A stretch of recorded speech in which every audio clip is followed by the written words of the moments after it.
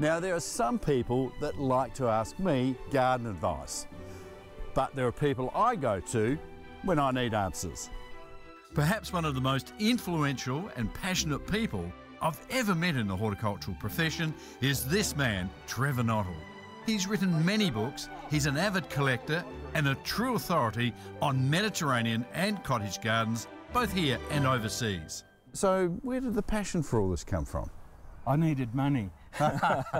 Pocket money when I was about 10. I used to do gardening for some old dears who were pretty keen, and I learned a lot from them. Yeah. And then I worked for them for about, till I was 20.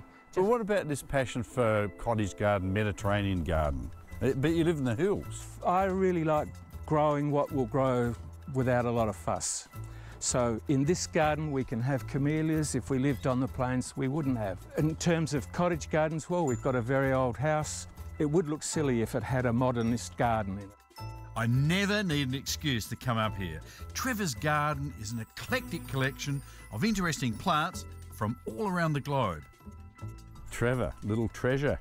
That's the saffron crocus, Crocus sativus. Comes from around Israel, northwards up into Turkey, Syria, and it's, as you know, a commercial crop. I need another acre's worth, but it's a beauty. Surprisingly, there's lots of ways you can use flowers to brighten up a bare garden at this time of the year. In SA Life magazine this month, I'm talking about winter colour, with plants that work particularly well here in South Australia. Winter blooms can be sourced from a range of perennials, bulbs or annuals, and Trevor's garden has some of my favourites. We've got masses of hellebores, which are not here yet, but they will be in about a month. We've got a lot of little bulbs, grape hyacinths and freesias and jonquils and daffodils that will flower in the winter. There's little irises that flower in the winter. There's cyclamen again, which are really favourite with me. A few berries, you've got your holly berries. Oh yeah, we've got berries, although the birds usually get them fairly quickly. So there's plenty of colour, and if you want to, you can plant annuals like primulas and those sort of things. A whole raft of those, isn't it? But really you can get by with things that are tough and easy. Now Trevor, what have you got in here? What little treasures? All sorts of goodies, Michael. Botanic treasures, yes. I'm looking forward to it.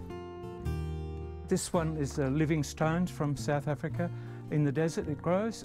There's about 600 different kinds, but mostly yellow flowers, white flowers and a couple of orange ones. And they bury themselves right down in the gravel in the wild. Trevor's just finished penning his latest book on the curious topic of collecting garden junk, which is due out in a couple of months.